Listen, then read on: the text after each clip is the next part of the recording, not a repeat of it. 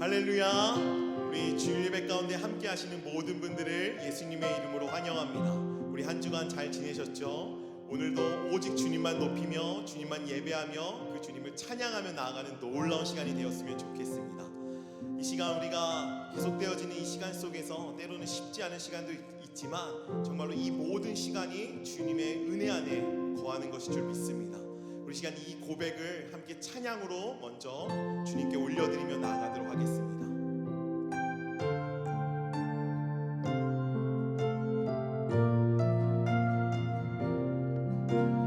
주 나의 모습 보내 다 함께 고백합니다. 주 나의 모습 보내 상한 나의 마음 상한 나의 마음 보시네. 주 나의 눈물 안에 주 나의 눈물 안에 홀로 울던 맘 아시네. 주님의 사랑 내게 있습니다. 주 사랑 내게 있네. 그 사랑이 나를 채우네.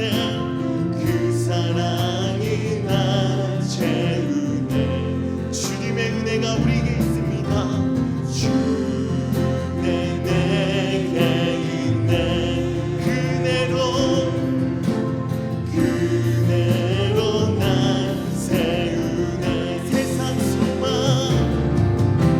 세상 소망 다 사라져가 주의 사랑 끝이 없으니 살아가는 이 모든 순간이 주의 힘을 나는 믿네. 다시 한번 처음부터 고백합니다. 주 나의 모습 보내. 주님이 우리의 마음을 아십니다. 상한 나의 마음 보시네. 주 나의 눈물 안에 주 나의 눈물 안에 홀로 울던 맘 아시네. 주님의 사랑이 주 사랑 내게 있네. 그 사랑이 날 채우네. 주네 내게 있네. 그대로 날 세우네. 그대로 날 세우네. 세상 소망 다 사라져가 주의 사랑 끝이 없으니 살아가는 이 모든 순간이 주의 힘을 나는. 다시 한번 고백합니다. 세상 소망 다 사라져 주의 사랑이 끝이 없으니 살아가는 이 모든 순간 주의 힘을 나는 믿네. 주의 힘을 나는. 우리 다시 한번 믿음으로 고백합니다. 주의 힘을 나는 믿네. 네, 그렇습니다. 주님, 이 시간 살아가는 이 모든 순간이 주님의 은혜 안에 있음을 믿습니다. 그래서 하나님, 이 시간 우리가 예수의 이름으로 함께 모여 주님을 예배하며 나아가기를 소망합니다. 예배를 드리며 나아가는 모든 저소마나 성령의 충만함으로 함께하여 주셔서 우리가 낭망되어 엎드려져 있는 것이 아니라 일어나 주님을 찬양하며 오늘도 회복을 명하시는 그 주님 앞에 다 함께 나아가는 시간 되게 하여 주시옵소서. 주님 한 분만 예배하며 나아가기를 주님 소망합니다. 주여 역사하여 주시옵소서. 주님 감사합니다. 예수님의 이름으로 기도드렸습니다. 아멘. 시간 주님께서 우리의 삶 가운데 이렇게 말씀하고 계실 줄 믿습니다. 일어나라 주의 백성, 빛을 발하라. 주가 너의 영광으로 임하시리라. 온 세상이 어둠 속에 헤매고 있지만 주가 너와 함께 계셔 회복을 명하리라.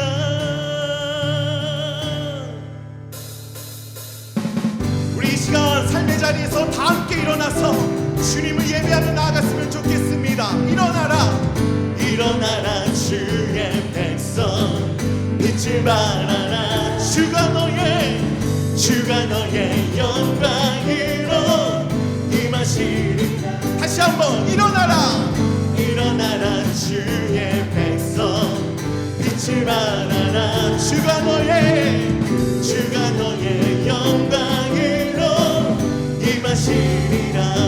온 세상이 어둠 속에 헤매고 있지만 주가 너와 주님이 말씀하십니다. 회복은 명하리라. 일어나라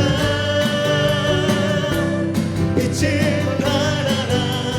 만백성이 너의 빛을 보고 사망에서 나온 일어나라 빛을 발하라. 만백성이 자유함을 얻어 기뻐하라. 다시 한번 고백할 때 일어나라 주의 백성, 빛을 발하라. 주가 너의 영광으로. 우리 옆에 사람에게 고백합시다.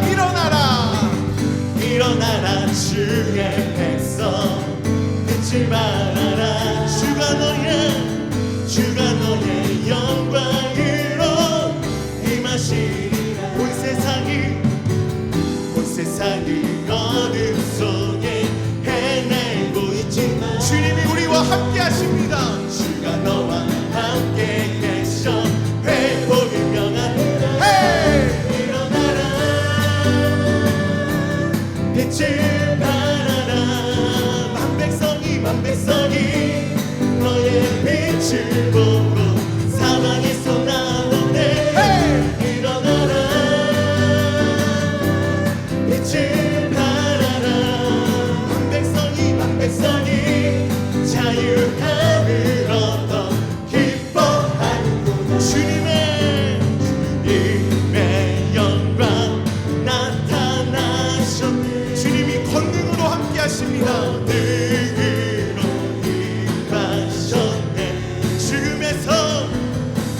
죽음에서 날 살리신 주 놀라우신 다시 한번 고백합니다. 주님의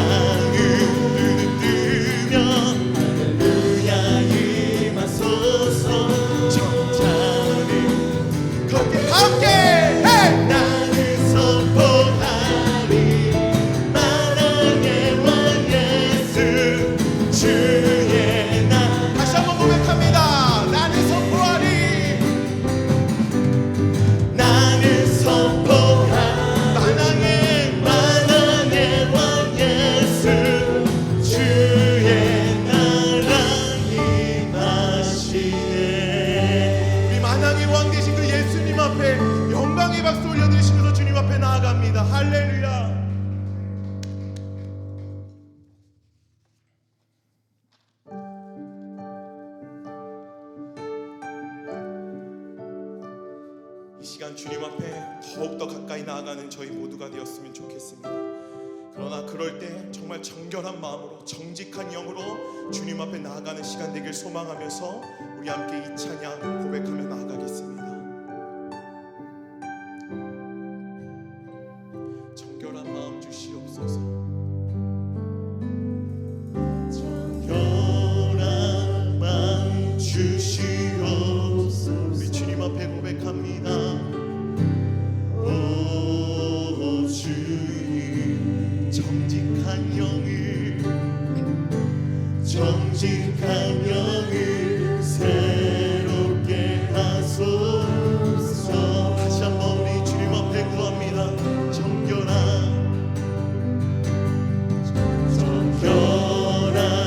마음 주시옵소서. 간절히 고백합시다. 오 주님, 정직한 영을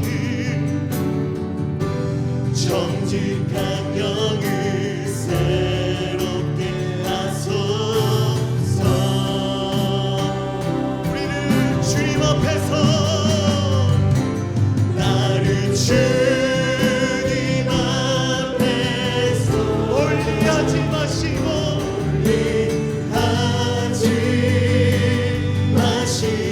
주의 성령을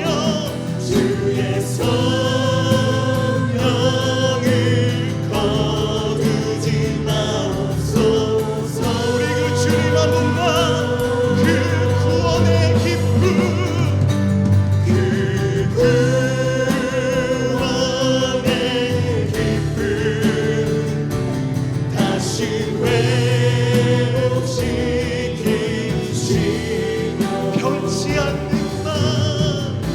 변치 않는 맘 내 안에 주소서.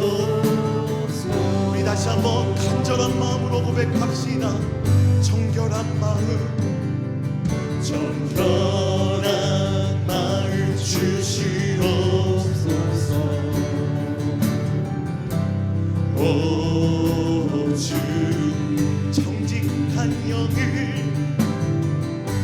정직한 영을 새롭게 하소서. 다시 한번 간절한 마음으로 정결한 마음 주시옵소서.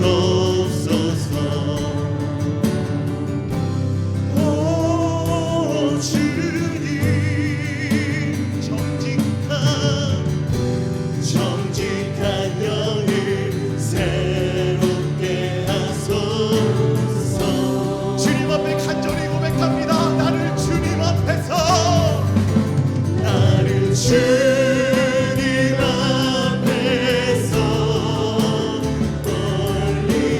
멀리하지 마시고 주의 성령을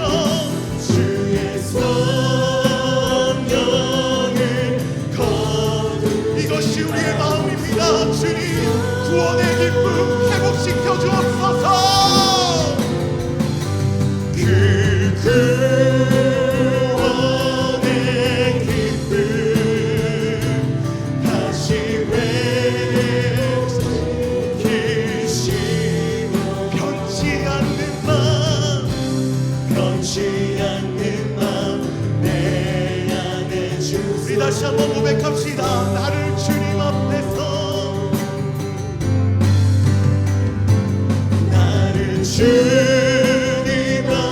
주님 멀리하지 마옵소서. 멀리하지 마시고 주의 성령을 거두지 마옵소서. 주님 다시 회복되길 원합니다. 그 구원의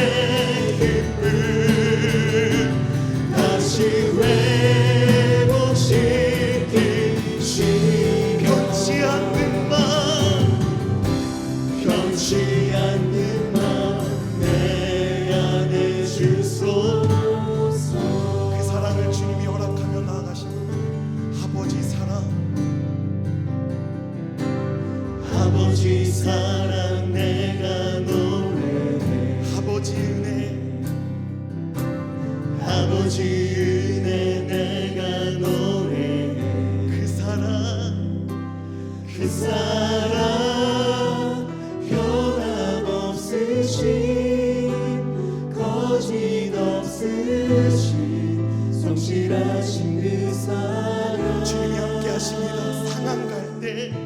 상한 갈 때 꺼지 않으시는 꺼져가는 등불 끄지 않 꺼져가는 등불 끄지 않는 그 사랑 변함없으신 거짓 없으신 성실하신 그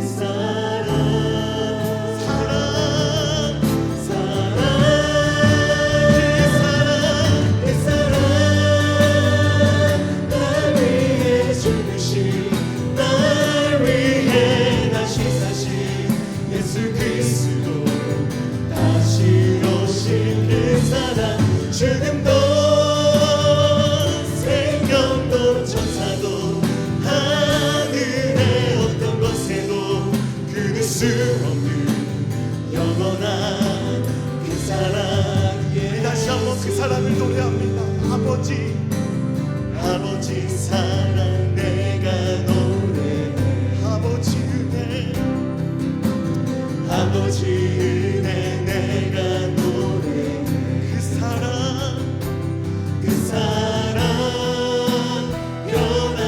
오늘도 변함없으신 거짓 없으신 성실하신 그 사랑 상한 갈 때 꺾지 않으시는 상한 갈 때 꺾지 않으시는 믿으십니까? 주님이 그렇게 함께하고 계십니다. 꺼져가는 등불 끄지 않는 그 사랑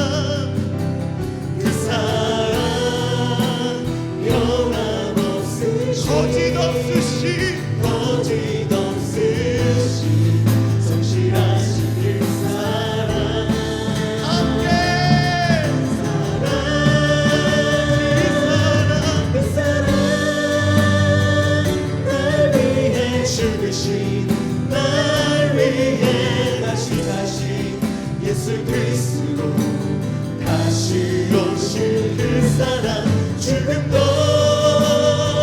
생명도 천사도 하늘의 어떤 것에도 끊을 수 없는 영원한 그 사랑 얼마나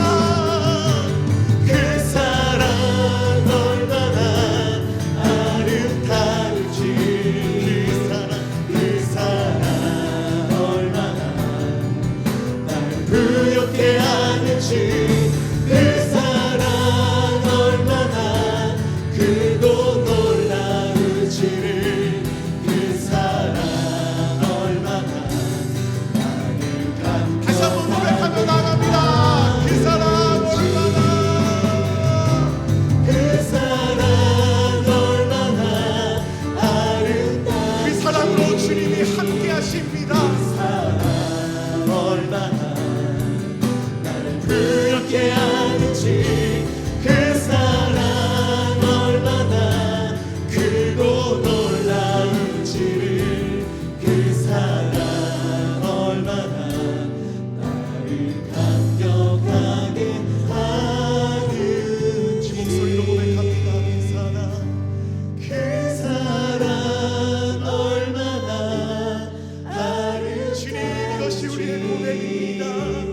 그 사랑 얼마나 날 부엽게 하는지 그 사랑 얼마나 크고 놀라운지를 그 사랑 얼마나 나를 감격하게 하는지 오늘도 함께 하시는 그 주님 앞에 우리의 신앙을 사도신경으로 다 함께 고백하며 나아가겠습니다.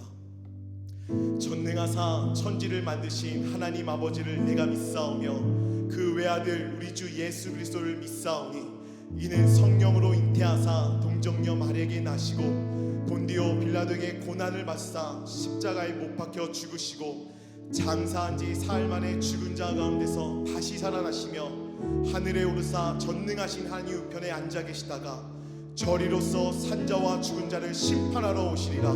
성령을 믿사오며 거룩한 공회와 성도가 서로 교통하는 것과 죄를 사여 주시는 것과 몸이 다시 사는 것과 영원히 사는 것을 믿사옵나이다. 아멘.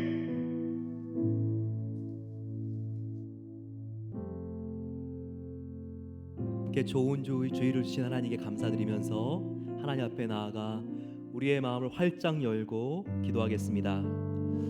사랑하는 아버지 하나님, 아름다운 날씨와 자연을 주신 하나님께 감사합니다. 우리의 소소하고 작은 일상 속에서도 하나님의 은혜 손길을 느끼며 우리의 삶이 예배가 되게 하옵소서. 같이 마음을 모아서 기도하겠습니다. 몸이 편찮으신 환우님들 계십니다. 치유의 손길로 주님께서 다 낫게 해주시옵소서. 수술을 하시고 회복 중인 분들과 항암 치료 중인 분들, 기저질환과 고령으로 인해서 연약한 우리의 부모님들, 십자가의 치유의 은혜로 하나님께서 온전히 회복시켜 주시옵소서 기도합니다. 온 성도가 하나 되어 여호와의 집을 건축하게 하옵소서. 믿음과 소망과 사랑의 기도로 성전이 올라가게 하여 주시옵소서. 하나님의 영광이 이 성전을 통하여 드러나게 하여 주시고 만민의 기도하는 집으로 땅끝까지 복음이 전파되는 기지로 사용해 주시기를 기도합니다. 미국과 세계의 코비드-19의 재확산을 막아주시옵소서. 코비드로 고통받고 있는 이웃들을 회복시켜 주시옵소서. 신속하고 효과적인 백신이 개발되고 상용화될 수 있도록 같이 기도를 모으겠습니다. 장마와 태풍으로 인해서 피해를 입은 대한민국과 북한, 중국, 일본의 복구가 효과적으로 진행될 수 있도록 같이 마음을 모아서 이 시간 주님 함께 부르고 기도하겠습니다. 주님, 아버지 하나님, 이 시간 간절히 우리가 주님의 보좌를 향하여 외치고 드리는 이 우리의 기도를 하나님께서 들어주시옵소서. 아버지, 사랑하는 아버지 앞에 나왔습니다. 어린아이가 어머니의 품에 안기듯 저희들 주님의 은혜의 손길에 안겨서 우리의 삶을 맡기며 예배합니다. 하나님께서 오늘 예배를 통하여 우리의 마음이 다시 주님을 향할 수 있게 하시고 순종하고 주님을 기뻐하는 마음으로 온전하게 우리가 변화될 수 있도록 도와주십시오. 사랑하는 아버지 하나님, 온 성도가 사랑으로 하나 되어 즐거이 여호와의 집을 건축하게 하시옵소서. 아버지, 이렇게 2층까지 공사를 진행할 수 있도록 은혜 주신 것에 감사합니다. 믿음과 소망과 사랑으로 아버지 성전이 세워지게 하여 주시고 하나님 기뻐하는 아버지 여호와의 집이 세워지길 기도합니다. 아버지, 주님의 오른손으로 몸이 연약한 성도님들을 회복시켜 주시고 병에 차도가 있게 하여 주시고 주님 그 아픈 자리에서 일어날 수 있는 은혜를 베풀어 주셔서 고국의 비구름들이 지나가게 해주시고 수혜가 신속하게 복구되기를 소망합니다. 이재민들에게 소망의 주님께서 찾아가 주셔서 위로해 주시옵소서. 장마와 태풍의 피해를 입은 곳곳마다 하나님께서 정말 주님의 사랑의 눈길로 함께 하시고 아버지 하나님께서 다 회복시켜 주시기를 기도합니다. 아버지, 주님께서 함께 하시고 은혜를 베풀어 주시옵소서.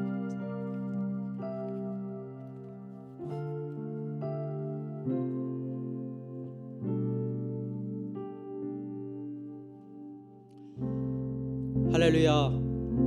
오늘도 복된 주일을 허락해 주셔서 비록 우리가 주님의 성전에 함께 모이지는 못하지만 각 가정에서 함께 예배할 수 있도록 인도해 주신 하나님께 감사와 영광을 올려드립니다. 온 나라와 민족들이 코로나로 인해 어렵고 힘든 시간을 보내지만 우리 믿음의 식구들은 전능하신 하나님이 계시기에 오늘도 우리의 삶을 온전히 주님 앞에 올려드리며 또 한 주를 시작합니다. 시간과 공간을 초월하시는 성령님께서 각 가정에서 예배드리는 모든 성도님들의 마음을 성령의 뜻으로 묶어주시고 이 시간 한 마음으로 함께 찬양하며 기도하며 예배할 수 있도록 인도하여 주시옵소서. 사랑의 하나님, 하지만 때로는 광야와 같은 세상을 살아가다 보니 우리 스스로가 연약해 보이고 부족해 보이고 실망스러울 때도 있습니다. 그런가 하면 한순간의 아픔이나 고통을 견디지 못하고 하나님을 원망했던 시간들도 있었음을 이 시간 고백합니다. 기도하라 하시어 기도했고 찾으라 하여 찾아다녔고 두드리라 하여 두드렸지만 우리의 생각대로 응답되지 않아 실망하며 도저히 이해할 수 없는 상황에 당황하며 하나님 앞에 왜? 라는 질문을 던지며 원망했던 순간들이 있었음을 또한 고백합니다. 그러나 우리를 사랑하시되 우리를 위하여 십자가에서 죽으심으로 우리에 대한 하나님의 사랑을 확증해 주신 그 하나님, 나의 생각은 너의 생각과 다르며 나의 때는 너의 때와 다르다고 말씀하시며 새로운 순종과 인내를 배우게 하신 저희들에게 감사를 드립니다. 비록 우리의 삶 속에서 우리의 생각으로는 이해할 수 없는 일들이 일어난다 할지라도 그 고통과 싸움을 통해 하나님 나라와 그 일을 구하는 기회로 온전히 받아들일 수 있는 순종의 믿음을 허락하여 주시옵소서. 이는 우리의 힘과 능력으로 되는 것이 아니라 성령의 인도하심과 충만으로 잘 감당할 수 있도록 인도하여 주시옵소서. 사랑의 하나님, 하나님의 귀한 사역들을 이루기 위해 이 베델 제단을 세워 주셨사오니 온 성도가 하나 되어 이 귀한 사역들을 감당할 수 있도록 인도하여 주시옵소서. 비록 세상은 혼돈 가운데 있지만 늘 기도하며 하나님의 그 세밀한 음성에 반응하며 말씀대로 행하는 온 베델교회의 성도님들이 되게 인도하여 주시옵소서. 특별히 우리에게 새로운 성전을 건축할 수 있는 비전을 허락하여 주심에 감사를 드립니다. 그리고 모든 과정마다 은혜로 진행될 수 있도록 인도해 주셔서 이제는 막바지에 이르도록 인도해 주심에 감사를 드리며 앞으로 남은 과정도 하나님의 인도하심으로 2층 공사까지 완전히 마칠 수 있도록 충분한 재정도 허락하여 주시옵소서. 이 시간 육신의 연약으로 하나님의 손길을 기다리는 많은 분들이 있습니까? 항암 치료로 또한 수술로 회복되시는 분, 기저질환과 또한 연로한 우리 어르신들 이 시간 찾아가 주시고 안수하여 주셔서 속히 치료되고 회복되는 놀라운 역사를 그들이 아버지 하나님의 삶 가운데 주님을 통해 체험할 수 있도록 인도하여 주시옵소서. 코로나 사태로 어려운 상황에 있는데도 선교 사역을 감당하고 계신 모든 선교사님들을 위로하여 주시옵시고 그 수고와 헌신을 통해 그 땅에도 하나님의 나라가 속히 임할 수 있도록 인도하여 주시옵소서. 오늘은 특별히 중고등부 졸업 예배로 드립니다. 그동안 뒤에서 눈물로 기도하며 양육하신 부모님들 그리고 선생님들을 위로하여 주시고 이 아이들이 어디에 가든지 그 삶의 주권자가 하나님이라는 것을 잊지 않고 세상의 비전이 아닌 하나님이 주시는 그 꿈과 비전을 가지고 살아가는 학생들이 될 수 있도록 인도하여 주시옵소서. 이 시간 말씀 듣기를 원합니다. 선포되는 말씀을 통해 우리의 심령이 변화되어 회복의 기쁨을 누릴 수 있도록 인도하여 주시옵소서. 말씀을 전하시는 목사님께 성령의 기름 부심 있게 하여 주시고 또한 이 시간 인터넷 예배를 위해 수고하시는 모든 찬양팀, 미디어팀, 재정부 하나님의 말씀으로 위로하여 주시옵소서. 또한 오늘 오후에 있을 재직회를 주님께서 함께하여 주시옵시고 성재직회가 될 수 있도록 하나님 인도하여 주시옵소서. 모든 영광 하나님께 올려드리며 감사하고 예수님의 이름으로 기도합나이다. 아멘. 우리의 기도를 들어주신 하나님께 감사드리며 아멘. 주님을 찬양합니다. 함께 고백하겠습니다.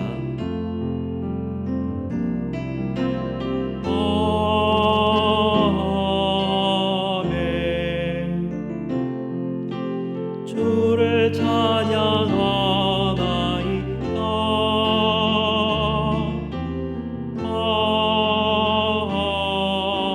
아멘. 주를 찬양하나이다.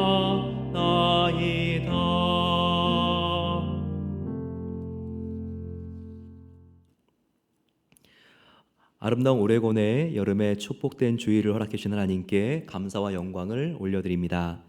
오늘 오전 8시부터 온라인 주일배를 드릴 수가 있습니다. 자녀들도 예배를 드릴 수 있도록 격려해 주시기 바랍니다. 유치부와 초동부, 사랑부 예배는 8시부터, 중고등부와 EM 예배는 11시 45분부터 드립니다. 오늘 중고등부는 졸업 예배를 드리는데 함께 자녀들 참여할 수 있도록 격려해 주시면 감사하겠습니다. 금주는 데살로니가 후서 갈라디아서 편이 은혜의 시간에 진행됩니다. 함께 우리가 은혜 받고 성경 필사를 통해서 더욱더 하나님 말씀과 하나가 되기를 소망합니다. 성령 건축 공사가 이번 주에도 활기차게 진행이 되었습니다. 주간에는 본당과 1, 2층 칸막이 설치, 배선과 배관 공사가 진행되었고 페인트 칠도 시작을 했습니다. 모든 근로자들의 안전과 또 다음 주도 외벽에 페인트 칠을 하게 되는데 좋은 날씨를 위해서 기도해 주시기 바랍니다. 우리가 함께 이번에 본래 하지 않기로 했던 2층 교육관도 함께 공사하기 위하여 2차 헌금을 모집하고 있습니다. 원하시는 분들은 헌금 봉투에 2차라고 쓰신 다음 헌금하시면 자동적으로 신청과 현황이 관리되겠습니다. 2020년 상반기 재정 감사가 실시되고 있습니다. 오늘까지 재정 서류 및 보고서를 제출해 주셔야 한다고 합니다. 문의는 조돈수 감사부장님께 해 주시면 되겠습니다. 오늘 오후 2시 친교실에서 정기재직회가 개최됩니다. 재직회는 비전센터 완공을 위한 건축 재정에 대한 안건이 포함되어 있습니다. 모임은 사회적인 거리를 유지하면서 안전하게 시행됩니다. 캘리포니아에서 오신 김순숙 성도님과 한국에서 오신 이혜석, 김희정 성도님 가정이 등록하셨습니다. 오재호, 오설인 가정이 16일 메릴랜드로 이주합니다. 새로운 정착을 위해서 기도해 주시기 바랍니다. 정강진 박순영 집사님 가정에 혜인, 헬릭 참 이렇게 씩씩한 남자 어린이가 태어났습니다. 최근에 돌 전후가 된 많은 아이들이 있는데요. 우리 함께 코로나 이 시대에도 무럭무럭 자라고 있는 우리 아이들의 사진을 함께 나누겠습니다.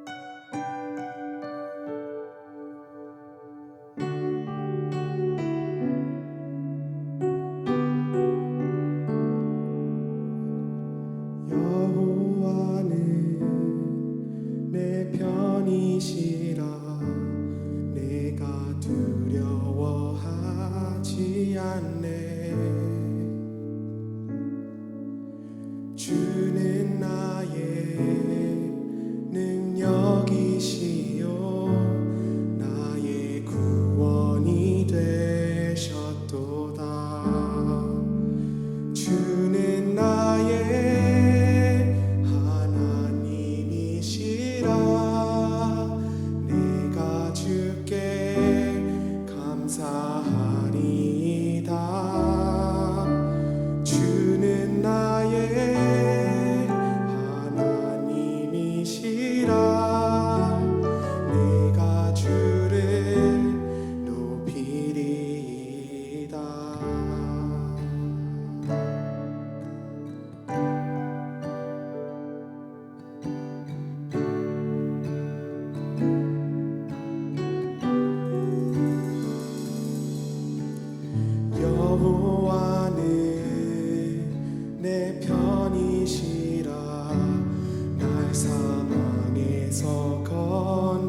주셨네. 주는 나의 찬송이시요 나의 구원이 되셨도다. 주는 나의 하나님이시라. 내가 주께 감사하리이다. 주는 나의 하나님이시라. 내가 주를 높이리이다.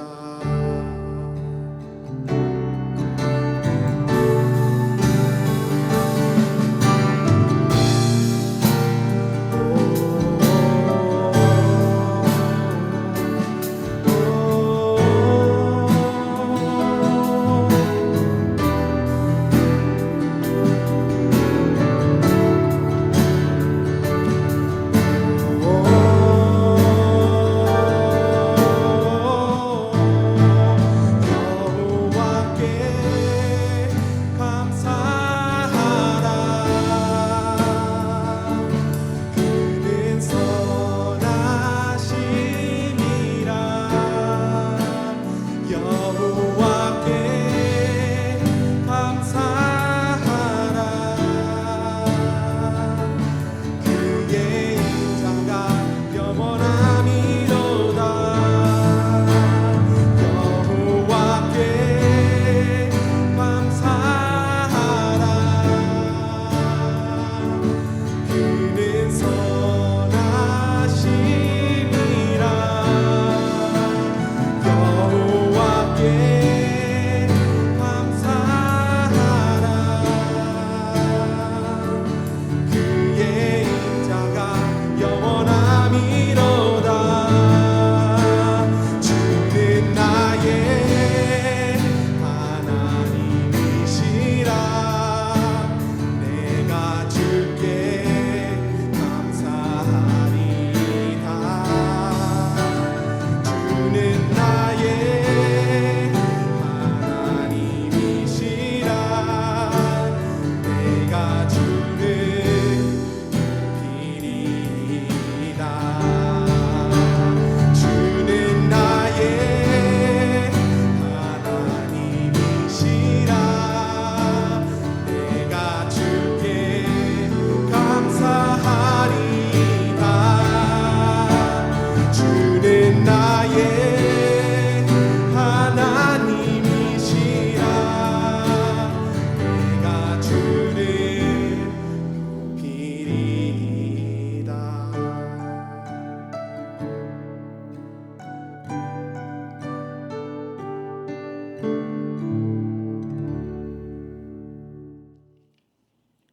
오늘 봉독해 드릴 성경 말씀은 룻기 4장 9절에서 22절까지 말씀입니다. 룻기 4장 9절에서 22절까지 말씀입니다. 제 성경책으로 구약 406쪽에 있습니다. 보아스가 장로들과 모든 백성에게 이르되 내가 엘리멜렉과 기런과 말론에게 있던 모든 것을 나오미의 손에서 산 일에 너희가 오늘 증인이 되었고 또 말론의 아내 모압 여인 룻을 사서 나의 아내로 맞이하고 그 죽은 자의 기업을 그의 이름으로 세워 그의 이름이 그의 형제 중과 그곳 성문에서 끊어지지 아니하게 하매 너희가 오늘 증인이 되었느니라 하니 성문에 있는 모든 백성과 장로들이 이르되 우리가 증인이 되나니 여호와께서 내 집에 들어가는 여인으로 이스라엘의 집을 세운 라헬과 레아 두 사람과 같게 하시고 내가 에브라에서 유력하고 베들레헴에서 유명하게 하시기를 원하며 여호와께서 이 젊은 여자로 말미암아 내게 상속자를 주사 내 집이 다말이 유다에게 낳아준 베레스의 집과 같게 하시기를 원하노라 하니라. 이에 보아스가 룻을 맞이하여 아내로 삼고 그에게 들어갔더니 여호와께서 그에게 임신하게 하심으로 그가 아들을 낳은지라. 여인들이 나오미에게 이르되 찬송할지로다. 여호와께서 오늘 내게 기업 물을 자가 없게 하지 아니하셨도다. 이 아이의 이름이 이스라엘 중에 유명하게 되기를 원하노라. 이는 내 생명의 회복자이며 내 노년의 봉양자라. 곧 너를 사랑하며 7 아들보다 귀한 내 며느리가 낳은 자로다 하니라.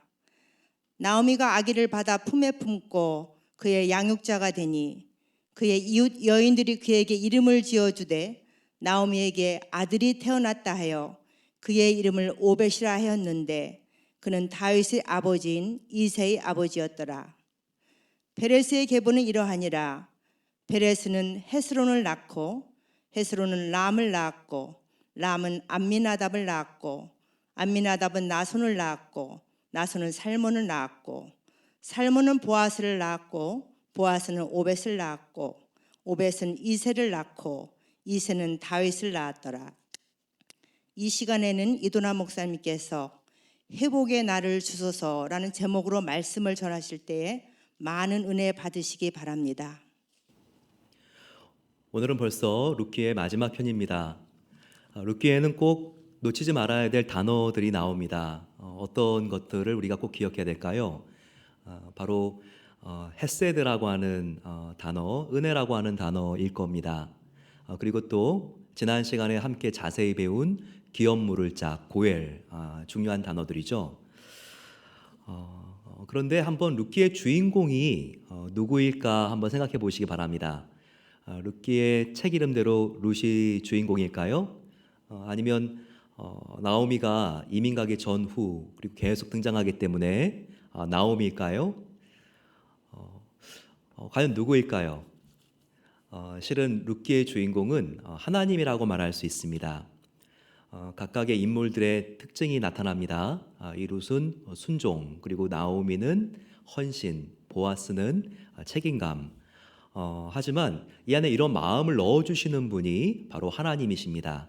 이러한 따뜻한 사람들을 하나님께서 다스리시고 또 움직이시면서 하나님의 구원의 드라마를 인도해 가시는 것이죠.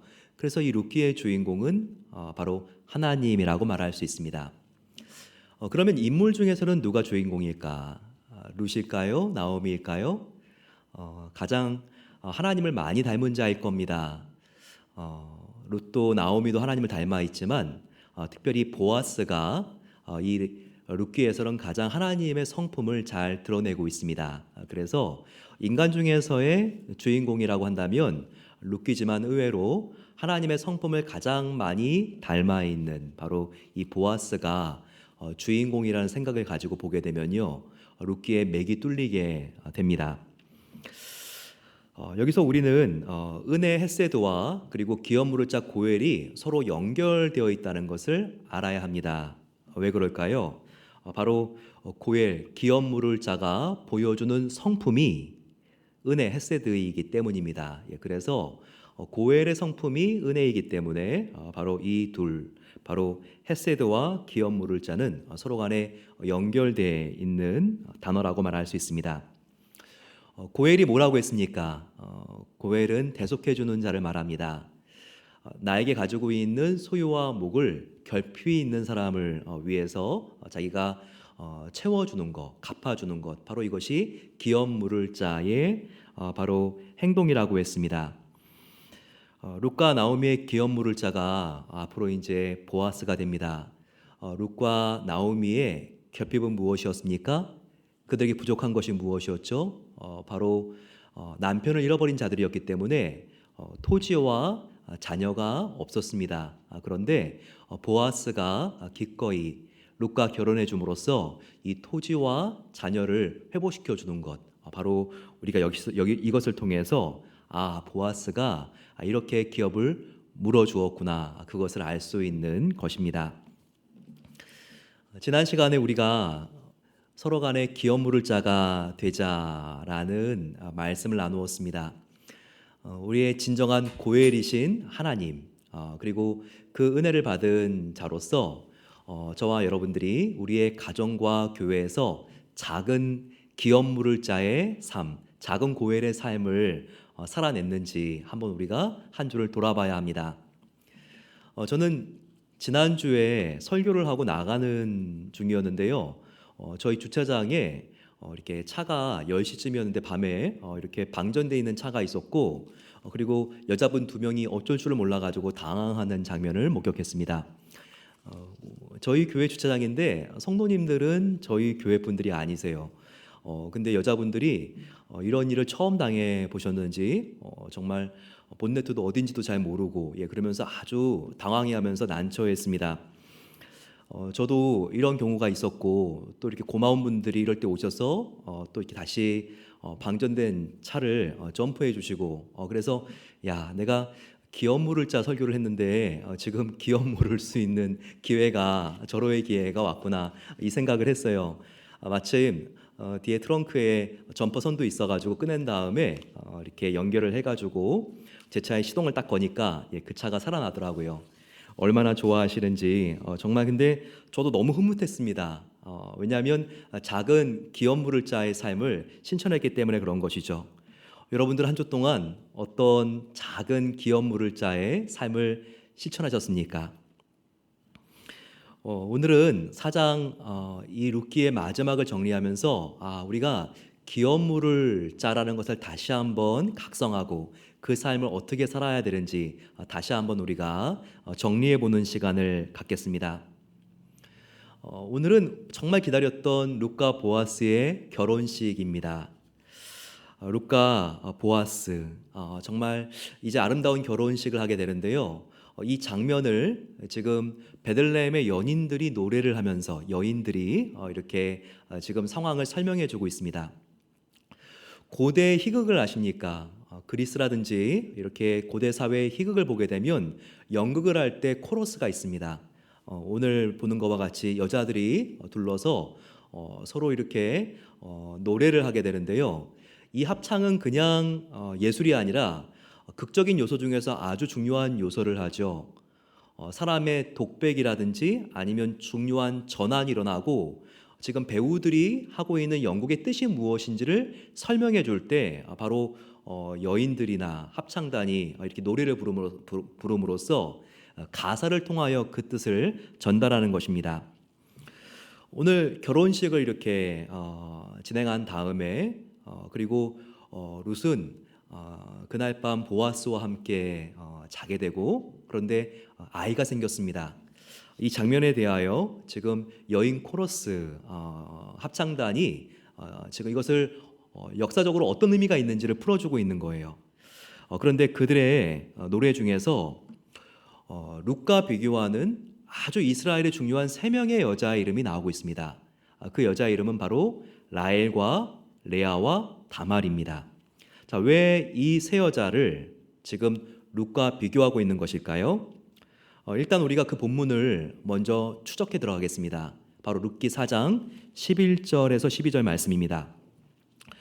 여호와께서 너의 집에 들어가는 여인으로 이스라엘의 집을 세운 라헬과 레아 두 사람과 같게 하시고 여호와께서 이 젊은 여자로 말미암아 내게 산속자를 주사 내 집이 다말이 유다에게 낳아준 베레스의 집과 같이 하시기를 원하노라. 지금 여자들의 가사의 내용입니다. 이렇게 합창단이 이와 같은 노래를 불렀어요. 보시는 것과 같이 룻과 이스라엘 역사의 3명의 여인 레아와 라헬과 다말과 비교하고 있습니다. 자, 왜 비교했는지 한번 생각해 볼까요? 레아와 라헬은 누구의 아내들입니까? 바로 야곱입니다. 이스라엘의 굉장히 중요한 족장이죠. 아브라함, 이삭 그리고 야곱으로 이어지는데 근데 사실 야곱의 아들들을 통해서 이스라엘이 세워집니다. 그리고 야곱의 또 이름이 무엇입니까? 하나님께서 야곱의 이름을 이스라엘이라고 지어줬죠. 지금의 국가명은 바로 이 야곱의 이름입니다. 그런데 바로 이 야곱의 아내가 레아와 라헬이기 때문에 이 두 여인은요 바로 이스라엘의 국무라고 말할 수 있습니다. 이스라엘을 세운 여인들이죠. 지금 이방 여인 룻을요 지금 이 국모와 비교할 수도 없는 신분인데 이방 여인인데 지금 이 룻기 저자는요 레아와 라헬 이스라엘의 국모들 바로 그 반열의 그 수준에 끼워 넣음으로써 이렇게 굉장한 일을 한 사람이 바로 룻이다. 이것을 보여주고 있는 것입니다. 다음은 룻을 다말과 비교하고 있죠. 이 부분을 우리가 12절에서 볼 수 있습니다. 젊은 여자 바로 룻으로 말미암아 나오미 너에게 상속자를 주사 내 집이 다말이 유다에게 낳아준 베레스의 집과 같이 하시기를 원하노라. 우리가 왜 지금 룻과 다말을 비교하고 있는지 알기 위해서는요, 룻과 함께 잠자리를 함으로써 자녀를 낳았던 바로 이 유다의 이야기를 주목할 수 있어야 합니다. 이 유다는 야곱의 아들들 중에 한 명이었습니다. 그런데 굉장히 중요한 인물이죠. 야곱의 12명의 아들 중에서 예수님은 바로 이 유다 지파에서 나오기 때문에 굉장히 중요한 야곱의 아들이라고 말할 수 있습니다. 그런데 야곱의 과거의 이야기는요, 입에도 좀 담기가 그럴 정도로 굉장히 좀 지저분한 스토리가 있습니다. 유다에게는 본래 3명의 아들이 있었습니다. 유다의 3명의 아들, 바로 엘과 오난과 셀라라고 하는 아들이 있었습니다.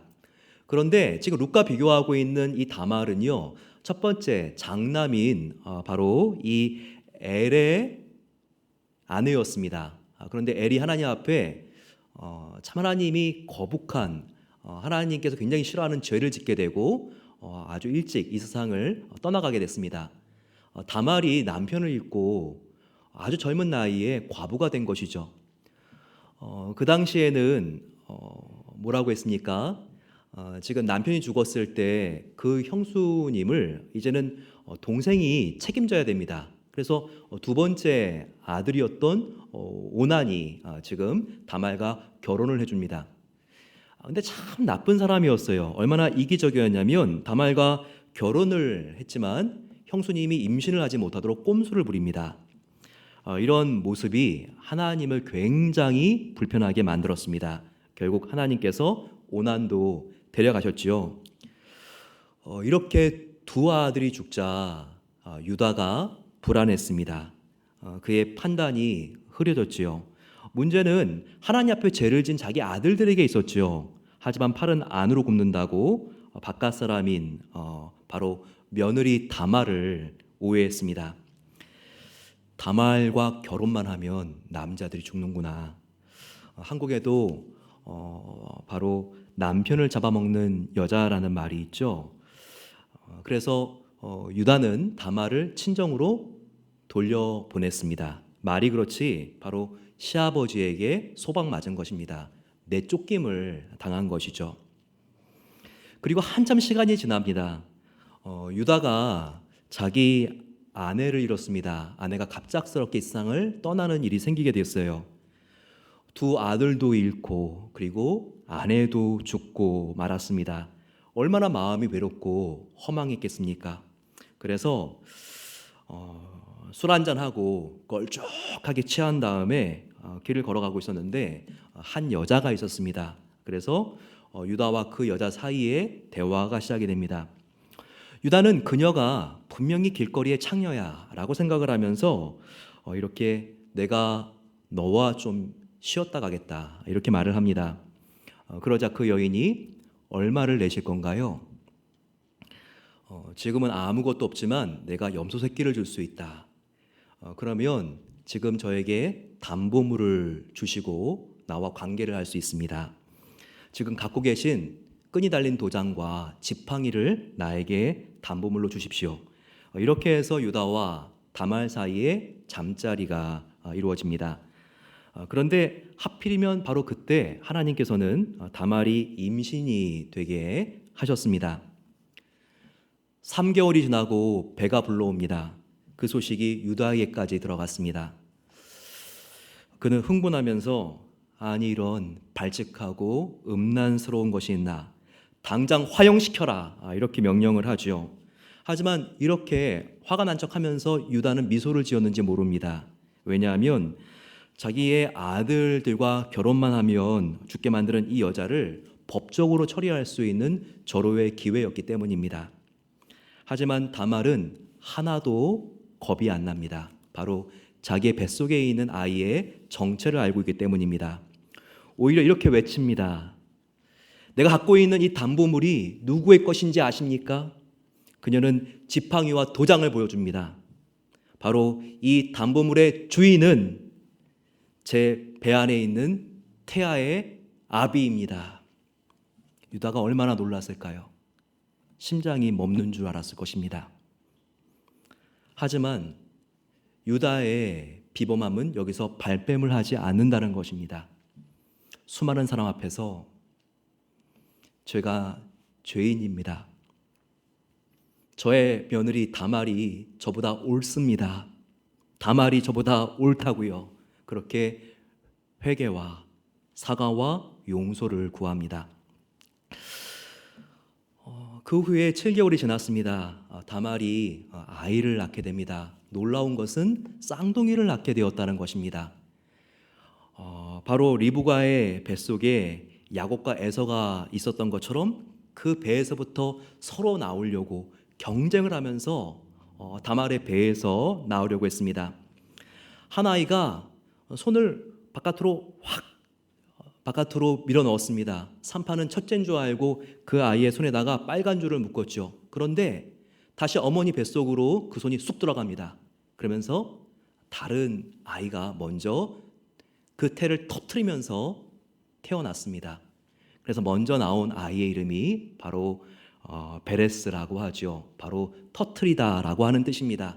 그리고 그 뒤에 나온 아이가 손을 먼저 내민 빨간색 줄을 매단 바로 세라, 불다라고 하는 이름으로 이름이 붙여지고 나오게 되었습니다. 다말은 시아버지를 속여서 아이를 갖게 되었습니다. 하지만 당돌하거나 파렴치한 여인이 아니었습니다. 오히려 정말 다말처럼 유다의 가문에 고마운 사람이 없었습니다. 그렇지 않습니까? 지금 유다의 가문은 대가 끊어지려고 합니다. 두 아들이 죽었어요. 그리고 지금 유다의 아내도 죽었습니다. 지금 생산할 수 있는 모든 가능성이 지금 막혀진 거예요. 하지만 이렇게 꺼져가는 집안에 다말이 유다에게서 2명이나 되는 자녀를 더 낳아주지 않았습니까? 그러니까 지금 여기서 룻기의 기자가 바로 룻이 다말과 같다, 이렇게 말하고 있는 것입니다. 이 두 여인 다말과 룻은 다 무너진 집안을 세워준 여인들이라는 것이죠. 룻은 보아스와 결혼해서 아들을 낳아줌으로써 이런 역할을 하게 되었습니다. 남편과 두 아들을 잃은 나오미의 가문이 무너지지 않도록 세워주는 역할을 했기 때문입니다. 한편 이 사건을 통해서요, 유다는 큰 깨달음을 얻게 되었습니다. 사실 사람은 성공보다는 실패, 수치를 통하여 더 많은 변화가 생깁니다. 저도 지난주에 저의 책상에 있는 서재를 정리를 했습니다. 그런데 먼지가 많아가지고 거기에 있는 좀 많이 더러운 것들을 제가 물을 조금 떨어뜨려서 닦아내려고 그러다가 물을 쏟았습니다. 그랬더니 그 물이 확 번져나가면서 이렇게 책 속으로 다 스며들어가게 된 거예요. 목사가 다른 건 아끼지 않아도 책은 아끼죠. 보니까 정확히 제가 보니까 피해를 입은 책이 19권인 거예요. 밑이 다 젖었습니다. 그러니까 금방 이게 또 얼마인지 가치로 환산하게 됩니다. 한 권당 한 20불씩 하는 책들인데, 지금 한순간에 내가 400불의 손을 입었구나, 이 생각이 나는 거예요. 그런데 저녁에 뉴스를 켰는데 지금 한국이 너무 많은 수해 때문에 너무나 어려운 시간을 보내고 있는 장면이 나옵니다.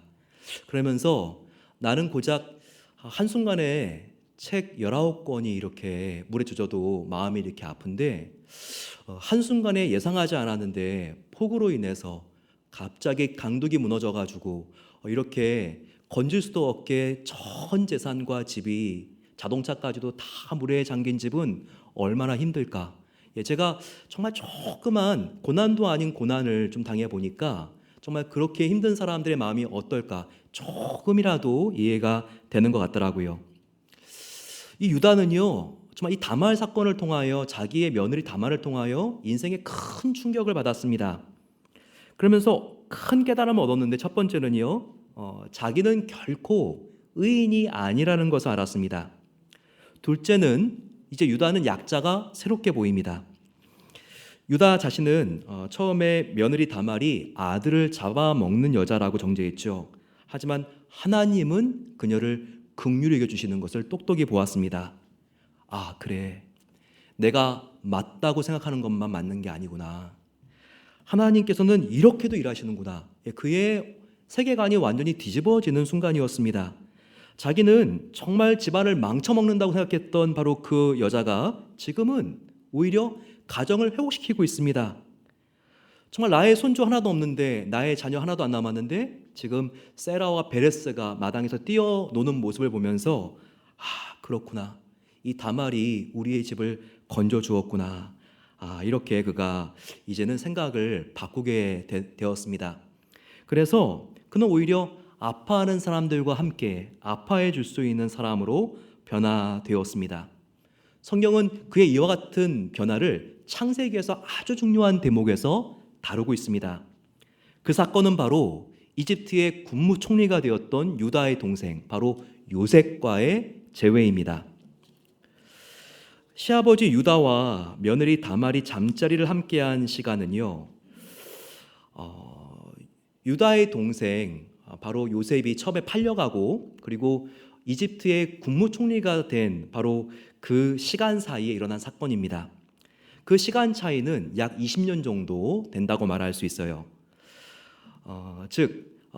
지금 요셉이 이집트에 팔려가고 그리고 국무총리가 된 바로 그 20년 동안의 그 사이에 있는 시간, 그 시간에 요셉은 이집트에 있었지만 바로 야곱과 유다와 다말, 그리고 그들이 낳았던 세라와 베레스, 그들은 팔레스타인에서 시간을 보내고 있었던 것입니다.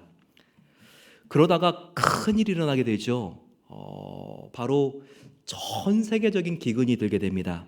그 당시에 식량이라고는 이집트밖에 없다고 생각했던 바로 이 야곱의 아들들은요, 이제 식량을 꾸기 위해서 이집트로 내려갑니다. 바로 그때 자신들이 20년 전에 시기에서 팔아버린 요셉을 만나게 되죠. 그때 형제들은 요셉을 알아보지 못했습니다. 이집트의 고위 관리들은 화장도 하고 수염도 붙이기 때문에, 그리고 설마 자기들이 판 바로 그 동생이 이렇게 그 당시에 최강대국의 총리가 되어 있을 줄은 절대 꿈에도 생각하지 못했죠. 이때 요셉은 형들에게 너희가 정말 진짜인지 아니면 첩자인지를 확인하기 위해서 너희 고향으로 돌아가서 동생 베냐민을 데리고 오라고 하죠. 베냐민은 요셉의 하나밖에 없는 형제입니다. 바로 야곱이 가장 사랑했던 아내였던 라헬의 바로 두 아들이 요셉과 바로 베냐민이었던 것이죠. 그래서 형들이 고향에서 베냐민을 데리고 내려옵니다. 그때 요셉은 실컷 형들이 먹고 마시게 하죠. 하지만 아직도 자기의 정체를 밝히지 않습니다. 그리고 형들이 각각 가져온 자루에 먹을 수 있는 양식을 충분하게 넣어주죠. 그리고 바로 그 베냐민, 자기의 친동생의 자루에는 자기가 아끼는 은잔을 넣었습니다. 그리고 돌려보내죠. 그리고 그들을 계획적으로 쫓아갑니다. 우리 집에 지금 은잔이 없어졌다. 지금 너희들이 훔쳐간 게 틀림이 없다. 형들은 깜짝 놀랍니다. 그럴 리가 없습니다.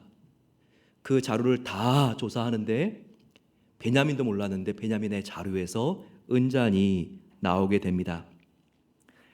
형들이 당황해서 얼굴이 새파랗게 질리고 옷을 찢고 당황해합니다. 그때 요셉이 말을 하죠. 너희들은 너희 아버지가 있는 야곱이 있는 가나안으로 돌아가라. 하지만 너의 동생 베냐민은 범인이기 때문에 내가 그를 노예 삼아야 되겠다. 바로 이때였습니다. 다들 눈치만 보면서 일을 어떻게 하지 말만 하고 있는데 그때 누가 몸을 던져서 이 베냐민을 구하려고 합니까? 바로 유다였습니다. 유다가 요셉 앞에 나와서 말합니다. 총리 대신 베냐민 대신에 바로 저를 평생 동안 당신의 노예로 만들어 주십시오.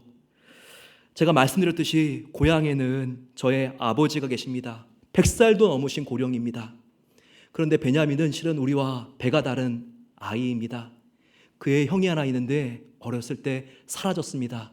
그래서 지금 이 베냐민을 우리 아버지가 생명처럼 아끼고 있습니다. 저희들이 이 베냐민을 데려가지 못하면 아버지가 너무나 당황하고 놀라고 슬퍼서 바로 운명하실 것입니다. 그러니 제발 저를 대신 잡아가세요. 제가 베냐민 대신에 평생의 당신의 노예가 되겠습니다. 이 말을 하자 요셉이 더 이상 참을 수 없어서 눈물을 터뜨립니다. 대성통곡하면서 형님, 바로 제가 요셉입니다. 형님들이 이집트에 팔았던 바로 동생이 바로 저 요셉입니다. 하지만 무서워하지 마세요. 하나님께서 우리 가족들을 이 엄청난 흉년에서 구해주시기 위해서 바로 저를 먼저 이곳에 보낸 것입니다. 이 같은 형과 요셉과의 죄를 위해서 유다는 굉장히 중요한 역할을 하게 됩니다. 바로 그의 중요한 역할은 무엇입니까? 그것은 유다는 베냐민을 대신해서 본인이 희생하는 역할을 한다는 것입니다. 본래 베냐민이 종이 되어야 되는데 유다는 그 대신 자기를 희생해서 종이 되기를 자청한 것이죠. 바로 여기에 룻기와 연결되는 정말 중요한 포인트가 발견되는 것입니다. 왜 룻기 4장에 유다가 갑자기 등장하는지 이제 아셨습니까? 그것은 룻과 모압 여인 룻과 유다 사이에 공통점이 있기 때문입니다. 그것이 무엇입니까? 룻과 바로 유다는요, 공통점이 있어요. 그것은 남을 위하여 대신 고통을 당하는 사람들이라는 것입니다. 남을 위해서, 자기의 시모 나오미를 위해서 자기가 그런 어려운 수고를 하지 않고 그런 고난을 당하지 않아도 되는데 그 시모를 따라서 말도 통하지 않고 문화도 통하지 않고 앞이 막힐 수밖에 없는 바로 베들레헴으로 들어가는 것이죠. 유다도 자기가 굳이 노예가 될 필요가 없습니다. 하지만 자기의 사랑하는 동생 베냐민과 아버지를 위해서 자기가 평생 노예가 되기를 자청하는 것입니다. 또한 둘의 모습은 누구를 닮아 있습니까? 바로 예수 그리스도의 모습을 닮아 있는 것입니다. 죄 없으신 분이 우리의 영원한 사망에 갇힐 수밖에 없는 죄를 대신 갚아주시기 위해서 고통당하시고 희생당하신 예수님의 모습이 바로 룻과 유다의 성품 안에 담겨 있는 것입니다. 사랑하는 성도 여러분, 저와 여러분은 과연 우리 주위에 있는 고통당하고 아파하는 사람들을 위하여 어떤 고난을 대신 당하고 있습니까? 하지만 중요한 것은 하나님께서는 이와 같이 남을 위해서 대신 손해보고 고통당하는 바로 그 사람들을 통해서 하나님의 나라가 상속되게 하신다는 것입니다. 또한 보아스와 룻 사이에 태어난 이 아이는요, 굉장히 중요한 정보를 우리에게 전해주고 있습니다. 코러스하는 여인들이요, 나오미를 향해서 이렇게 노래합니다. 바로 룻기 4장 15절 말씀입니다. 이는 너 나오미의 생명의 회복자며 너의 노년의 복량자라. 곧 너를 사랑하며 7 아들보다 귀한 내 며느리가 낳은 자로다 하니라 라고 나오고 있습니다. 지금 룻은 아이를 방금 낳았는데 이 작은 아이를 바라보면서 여인들이 지금 둘러 앉은 것입니다. 나오미가 이 아이를 지금 이렇게 안고 있는데 기뻐하는 나오미를 바라보면서 이 아이는 나오미 당신의 생명의 회복자요 노년의 복량자라라고 말하고 있죠. 작은 아이에게는 너무나 큰 짐을 지어주는 것 같아서 안쓰럽습니다. 하지만 지금 이 아이를 명칭할 때 생명의 회복자, 노년의 복량자라고 하는 것은요, 그 안에 엄청난 뜻이 있습니다. 생명의 회복자, 바로 그것은 창조주를 말해요. 크리에이터, 바로 하나님을 말합니다. 노년의 복량자는 무엇입니까? 복량자는 케어기버잖아요. 바로 프로비던스, 섭리라고 하는 말인데, 섭리라고 하는 말은요, 돌보고 보살피다, 보호하다 라고 하는 뜻이 프로비던스, 섭리라는 뜻 안에 있죠. 이것도 하나님을 의미하는, 하나님의 굉장히 중요한 특징을 의미하는 단어입니다. 즉 지금 루시 낳은 그 아이를 향해서 여인들이요, 바로 이 아이는 나오미, 당신의 생명의 회복자요, 노년의 복량자가 될 것입니다 라고 말한 것은, 이 아이는 하나님과 같은 아이입니다. 하나님의 성품을 닮은 아이입니다. 이렇게 말하고 있는 것입니다. 하나님의 성품을 닮은 아기.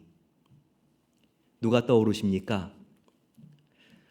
하나님이시지만, 그래서 우주를 창조하셨고, 그리고 우리를 섭리해 가시지만 이 땅에 인간의 몸을 입고 오셔서 가장 낮은 땅 베들레헴에서 태어나신 바로 그 아기 예수 그리스도가 떠오르지 않습니까?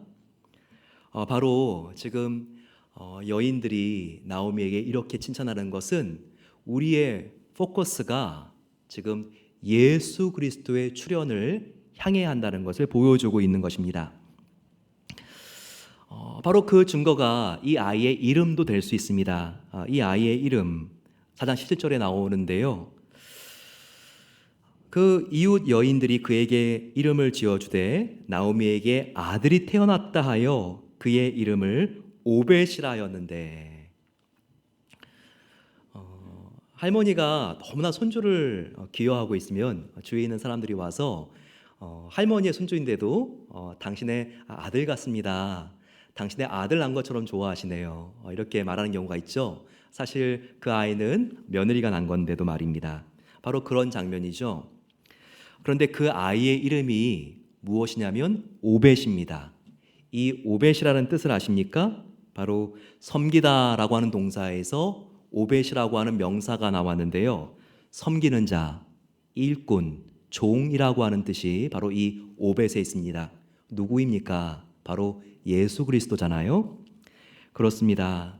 이 땅에 가장 겸손한 모습으로 오신 예수 그리스도, 바로 그가 바로 이 오벳의 내면 속에서 성품으로 앞으로 자라게 될 것을 우리에게 보여주고 있는 것입니다. 마지막으로 루키는 장차 오실 예수 그리스도를 한 번 더 우리가 바라봐야 된다, 이것으로 마침표를 찍으면서 끝내고 있습니다. 그 방법은 신기하게도 족보의 나열이죠. 사무엘상 4장 18절 22절까지의 말씀을 한번 보세요. 베레스의 계보는 이러하니라. 베레스는 헤스론을 낳고 헤스론은 람을 낳았고 람은 암미나답을 낳았고 암미나답은 나손을 낳았고 나손은 살몬을 낳고 살몬은 보아스를 낳고 보아스는 오벳을 낳고 오벳은 이새를 낳고 이새는 다윗을 낳았더라 라고 말하고 있습니다. 이 족보는 보아스의 족보죠. 특별히 지금 보아스의 아들 오벳이 어느 정도의 위치에 있는지를 지금 가계의 혈연도를 통하여 우리에게 보여주고 있는 것입니다. 그런데 이 룻기는 누가 저자인 것 같아요? 룻기를 쓴 사람은 누구인 것 같습니까? 바로 룻과 함께 살았던 어떤 그 사회의 한 사람이 룻기를 적었을까? 아니죠. 훨씬 더 후대의 사람이 적은 겁니다. 왜냐하면 지금 족보에 다윗까지 나와 있으니까. 보아스만 나와 있는 것이 아니라 다윗까지 나와 있으니까. 그래서 전통적으로는 룻기를 누가 지었는가? 사무엘 선지자가 지었다고 그렇게 생각을 합니다.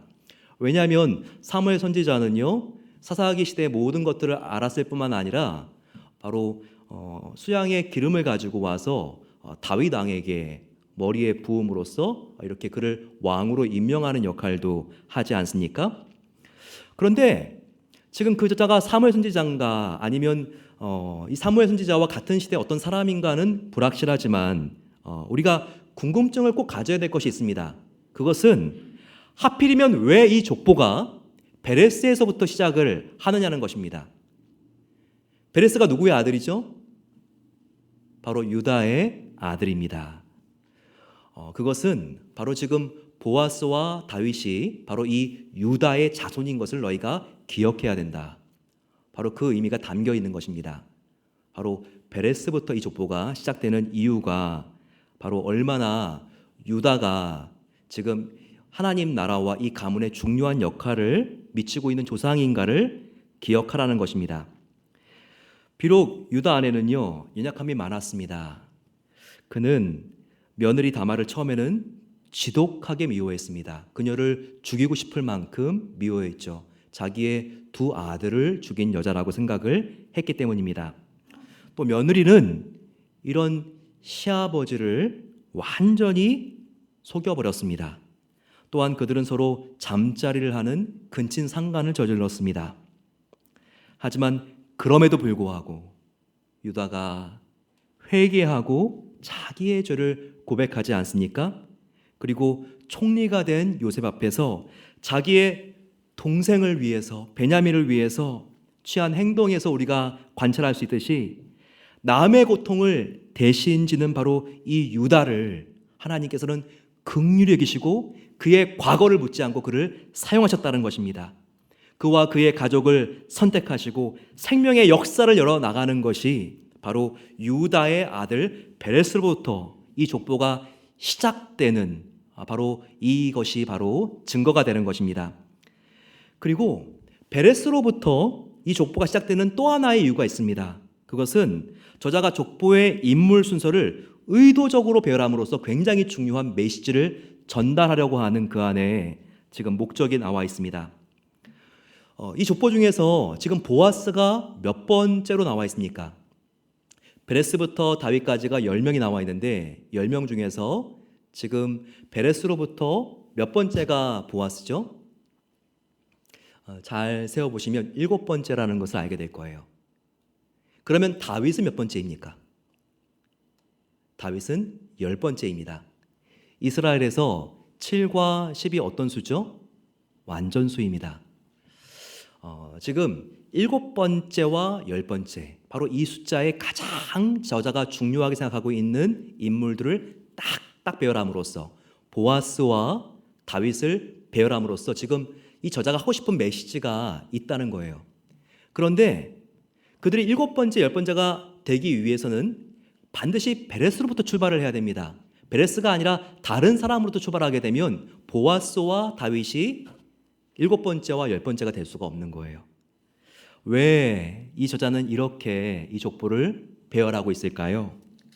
그것은 바로 모압 여인 보아스와 모압 여인 룻과 보아스가 결혼해서 장차 누가 나오는지를 보라는 거예요. 바로 나오는 인물은 다윗이라는 것이죠. 그 이스라엘 사람들이 그렇게 존경하는 다윗 왕이 바로 룻과 보아스의 결혼을 통해서 이렇게 나오는 것을 봐라. 이것을 알려주려고 하는 그 안에 메시지가 있다는 것입니다. 더 나아가서 다윗의 자손으로 오실 바로 그 메시아 예수 그리스도가 오실 것을 너희가 봐야 한다. 바로 이것이 성령님이 우리에게 주시는 메시지인 것을 우리는 놓치지 말아야 합니다. 만왕의 왕 예수 그리스도, 만민의 왕의 왕, 정말 모든 죽을 죄인들을 건지신 바로 그 구원자 메시아가 바로 보아스와 룻의 후손을 통하여 나온다는 것을 지금 이 족보가 우리에게 보여주고 있다는 것입니다. 우리는 함께 살펴봤죠. 사사기의 가장 큰 문제는 무엇이었습니까? 사사기 마지막 장 21장 25절에 바로 그 당시 사회와 모든 인간들의 문제점은 바로 왕이 없었던 것입니다. 다 자기가 왕이 되어서 자기의 기분대로 살아갔던 바로 그 시대, 바로 그 시대의 문제점은 왕이 없었다는 것이죠. 하지만 룻기의 마지막 절, 우리가 보고 있는 이 절은 사사기의 문제가 왕이 없었던 것이라면 그 문제를 어떻게 해결할 수 있는가? 진정한 왕 앞으로 우리가 돌아가는 것이다.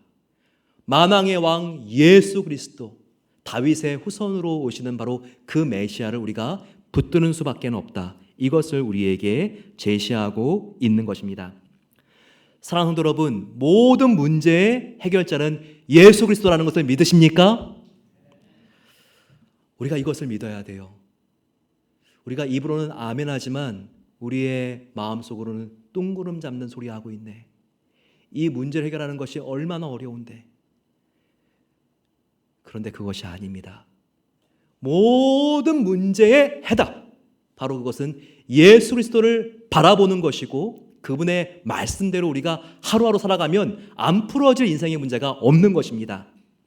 우리가 이것을 확실하게 믿고 나아가야 합니다. 룻기는 모든 인생의 문제가 해결되기 위하여 바로 예수 그리스도를 바라봐야 한다. 그러면 회복이 일어난다는 것을 보여주고 있죠. 이렇게 하나님을 의지했던 여인 나오미가 회복됩니다. 룻기 4장 16절 17절 말씀 보게 되면 나오미가 아기를 받아 품에 안고, 지금 내가 이 아이의 양육자라고 말을 하죠. 그때 여인들이 나오미의 이름을 불러주면서 너가 아들을 낳았구나 이렇게 말해주고 있습니다. 나오미의 이름이 회복되는 순간이에요. 모든 걸 다 잃고 베들레헴에 들어왔을 때 나오미는 이름을 바꿨습니다. 나를 나오미라고 부르지 말고 이제는 쓰다 마라라고 불러주세요. 하지만 이제 다시 이름이 회복되었습니다. 조이, 기쁨이라고 하는 이름이 다시 한번 회복되는 순간이었죠. 그리고 그 기쁨은 이전보다 훨씬 큽니다. 과거에 그의 품은 무덤이었습니다. 나의 사랑하는 남편 엘리멜렉이 죽고 내가 정말 그 이후로 붙들고 있었던 나의 마지막 살아가야 되는 그 의미, 바로 말륜 길련이 죽고, 하지만 이제 그 무덤으로 영원할 것 같은 그 품에서 생명이 싹트고 자라나고 있습니다. 바로 그의 품에는 바로 오벳이 새로 태어나 웃고 있기 때문입니다. 이게 과거 자기의 남편과 아들의 회복 전도겠습니까? 앞으로 이 오벳은 예수 그리스도의 조상이 되는 것입니다. 항상 성경에서 회복은요, 고작 해야 과거로 돌아가는 것, 원상복귀가 아니라고 말씀드렸죠. 회복이라고 하는 것은, 성경적인 회복은 과거의 상태로 돌아가는 것이 아니라 과거보다 더 좋은 상태로 돌아가는 것입니다. 그래서 여러분, 우리 인생은요, 마지막 회까지 알 수 없는 것입니다. 인생은 끝날 때까지 끝난 게 아니에요. 하나님께서는 얼마든지 주님을 바라보는 사람을 나오미와 룻과 같이 역전시켜 주실 수 있는 하나님이십니다. 우리가 이와 같은 마음을 갖는다면 우리의 가장 좋은 날은 오지 않는 것이죠. 내가 아무리 실패하고 가망이 없고 나이가 많이 들었다 할지라도 나의 가장 좋은 날은 아직 오지 않은 것입니다. 왜냐하면 우리의 가장 좋은 날은 사랑하는 우리의 예수님을 만나는 날이기 때문입니다. 이런 의미에서 룻기의 족보가 구약 성도들에게는 앞으로 오실 메시아를 기대하게 했습니다. 그렇다면 현대를 살아가고 있는 저와 여러분들에게는요, 오실 메시아를 지금 이 족보가 보라고 말하는 게 아니에요. 바로 다시 오실 메시아를 대망하라고 하는 족보입니다. 누가 보든지 지금은 말세 현상들이 나타나고 있습니다. 기근과 지진과 홍수와 전염병. 여러분, 우리가 정말 종말을 준비해야 합니다. 하지만 종말을 준비할 때 정말 주의해야 될 게 있습니다. 시한부 종말론을 주장하고 있는 이단들의 특징이 있다면, 종말을 준비하는 것은 맞지만 두려움 속에서 이 종말을 준비하게 합니다. 그래서 현실을 도피하게 만드는 것이 이 사이비 이단 집단들의 특징인 것이죠. 신천지를 보면 알 수 있지 않습니까? 신천지를 믿는 사람들의 전도하는 목적과 동기도 무엇입니까? 14만 4천 명. 이렇게 요한계시록의 숫자를 그들 마음대로 해석해서 14만 4천 명 안에 들어가야지만 그들도 구원을 얻을 수 있기 때문에, 전도를 하지 않으면 14만 4천 명 안에 들어갈 수가 없기 때문에 그들이 두려워 떨면서 전도하지 않습니까? 이것은 잘못된 것입니다. 우리가 복음을 전하는 이유, 종말을 기다리는 이유, 두려움 때문이 아닙니다. 바로 하나님이 이 땅에 오시면 모든 것이 회복되는데 이 좋은 날 왜 우리가 두려워해야 됩니까? 따라서 종말을 준비하는 바른 자세는 두려움이 아니라 설레임과 기다림이어야 된다는 것을 알아야 합니다. 다시 오실 주님을 향하여 우리가 품을 마음은 희망이며 소망입니다. 왜 마지막은 기쁜 날이고 소망의 날입니까? 모든 인생과 피조물, 역사와 우주의 회복이 일어나는 날이기 때문입니다. 새하늘과 새 땅이 임합니다.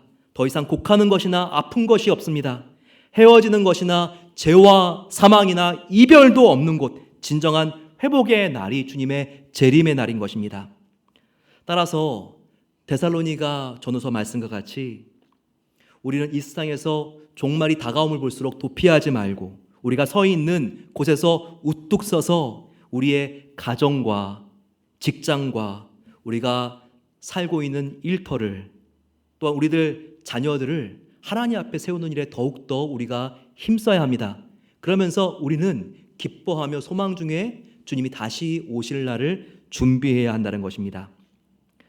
그래서 룻기의 이 마지막은요, 저와 여러분들이 바로 하나님의 증인이 되어달라고 하는 당부로 맞춰지고 있습니다. 룻기에는 세 가지 단어를 잊지 말아야 됩니다. 바로 하나님의 은혜 헤세드, 그리고 기업 물을 자 고엘, 그리고 지금 우리가 마지막으로 다루고 있는 이 증인이라고 하는 표현을 절대 잊어서는 안 됩니다. 4장 9절을 보세요. 너희가 오늘 증인이 되었고, 10절을 보세요. 너희가 오늘 증인이 되었느니라. 11절을 보세요. 우리가 증인이 되었나니. 얼마나 지금 밝은 별과 같이 이 어두운 세상 속에서 이 증인이라고 하는 단어가 룻기 저자의 의도에 따라서 반짝이고 있는 것을 보셨습니까? 이제 룻기의 족보에서 다윗 왕 예수 그리스도 그 다음으로 들어가야 될 증인의 이름은 저와 여러분들이 되어야 하는 것입니다. 우리 모두 깨어서 다시 오실 주님, 그분을 감사와 기쁨으로 소망을 품고 준비하게 되시기를 축원합니다. 또한 재림하실 주님 앞에 우리가 거룩하게 서기 위해서 다시 오실 주님의 증인들로서 기쁨의 소식인 복음을 누리며 나누는 은혜가 함께 하시기를 축원합니다. 우리 함께 하나님 앞에 나아가겠습니다. 우리가 지금 여기 서 있는 것 우연도 아니고 우리가 버려졌기 때문에 여기에 나만 남아서 서 있는 것이 아닙니다. 오직 주님의 은혜로 우리가 여기에 서 있는 것입니다. 하나님께서 우리를 증인들로 불러주셨습니다. 내가 이제 곧 오리라 말씀하시는 주님 앞에 내가 아버지 하나님 바로 나의 사명에 있는 땅끝에서 이곳에서 내가 정말 주님을 기뻐하며 준비하며 맡겠습니다. 주님, 두려움이 아니라 설레임 속에 주님이 오시면 모든 것이 회복되어지는 꿈을 가지고 내가 오늘도 주님 땀을 흘리며 씨를 뿌리겠습니다. 이런 마음을 가지고 같이 찬양하겠습니다.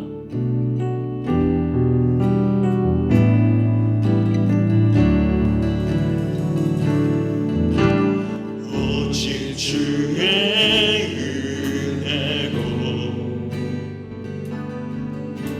지금 여기 서 있네. 한없는 경배 한없는 찬양 내 영혼 예배 드리네. 나를 위해 이 땅에 오신 주의 그대 십자가 고통 이기신 주님 그대 어찌 주님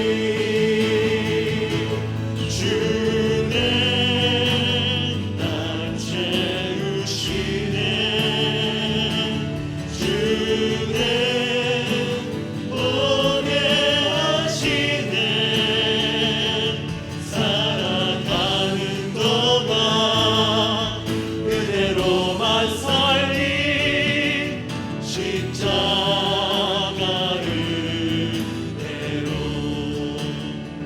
이런 말씀 가지고 기도하겠습니다.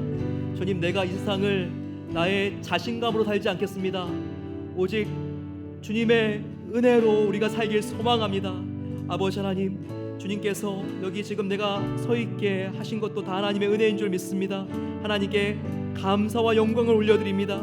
이 땅 살아나가는 동안 또한 하나님께 주신 그 은혜를 우리가 작은 고엘로서 나누는 삶을 살게 해 주시옵소서. 같이 한번 주님 함께 부르고 기도하겠습니다. 주여, 사랑의 아버지 하나님, 오직 주님의 은혜로 여기 서 있는 것에 감사합니다. 아버지 하나님께서 이 낮은 땅에 예수 그리스도를 고백과 같이 겸손히 섬기는 자로 하나님께서 보내주신 것에 감사합니다. 나도 아버지 예수님의 성품을 닮은 예수님과 같은 아버지 정말 섬기는 자로서 교만하지 않고 날마다 온유하고 겸손하며 주님을 높이는 삶을 살길 소망합니다. 아버지, 우리가 살아가는 동안 나의 경험과 자신감과 나의 만용을 하지 않도록 도와주시고 은혜로만 살기를 기도합니다. 아버지, 하나님의 은혜로 우리를 채워주시고 그 은혜를 보게 하신 하나님 아버지, 그 은혜를 나누는 삶을 살아갈 수 있도록 우리를 하나님께서 사용해 주시고 작은 고엘로서 하나님께 받은 그 은혜를 아버지 만분의 1이라도 나누는 삶을 살길 소망합니다. 아버지,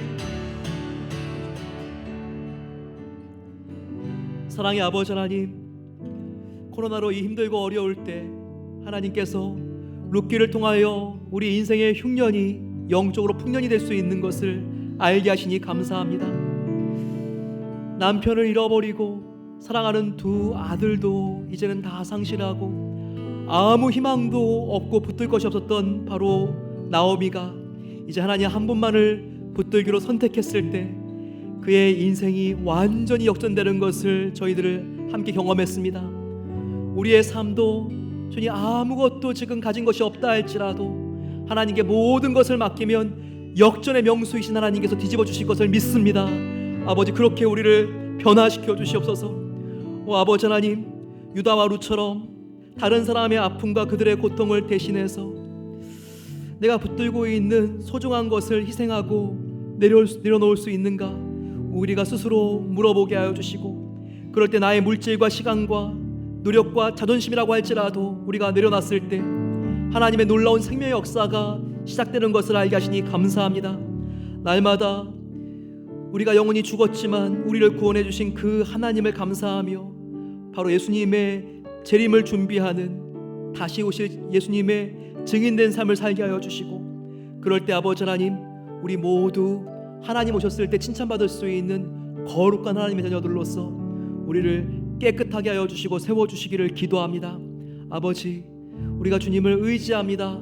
우리의 삶을 바꿔주시고 하나님의 은혜의 옷자락으로 우리를 덮어 주시옵소서. 감사합니다.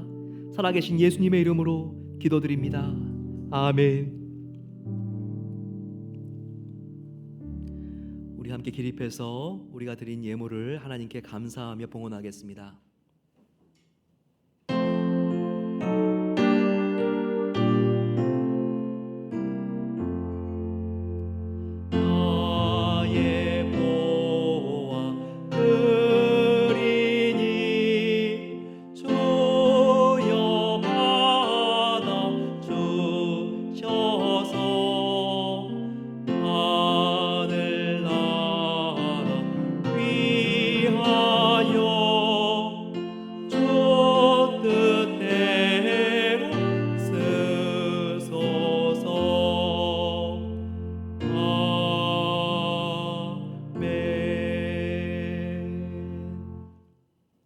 사랑의 아버지 하나님, 우리의 모든 것을 하나님께서 공급하여 주시니 감사합니다. 우리의 일시적인 모든 것들은 영원한 일을 위해서 하나님께서 잠시 빌려주신 것입니다. 하나님 기뻐하시는 일을 위하여 우리의 물질뿐만 아니라 시간, 노력, 나의 아버지 하나님 마음 씀씀이까지도 하나님께 드립니다. 이렇게 연약한 사람들을 위하여 우리가 조금이라도 희생하고 그들과 함께 했을 때 하나님께서 유다와 룻을 통하여 생명의 역사를 열어간 것처럼 작은 우리의 인생을 통해서도 하나님의 생명의 역사를 펼쳐지게 하실 것을 믿습니다. 하나님 앞에 우리가 온전히 우리의 앞길을 맡기게 하여 주시고 그럴 때 우리 마음속에 있는 두려움이 사라지고 하나님께서 우리의 마음을 평안으로 바꾸어 주시옵소서. 이 예물이 쓰여지는 곳마다 하나님께서 영광 받아 주시고 하나님의 생명의 역사가 흘러갈 수 있도록 은혜를 베푸시옵소서. 이제는 우리 주 예수 그리스도의 은혜와 하나님 아버지의 놀라운 사랑하심과 성령 하나님의 함께하심이 살아가는 동안 주님의 은혜로만 살리, 십자가의 은혜로만 살겠습니다 고백하며 나아가는 모든 주님의 사랑을 입은 자녀들 위해 저들의 가정과 일터와 우리가 간절히 기도하고 있는 지금 수재로 인하여서 힘들고 어려운 시간을 보내고 있는 바로 우리의 조국 위에 이제로부터 영원까지 함께 하시기를 축원하옵나이다. 아멘.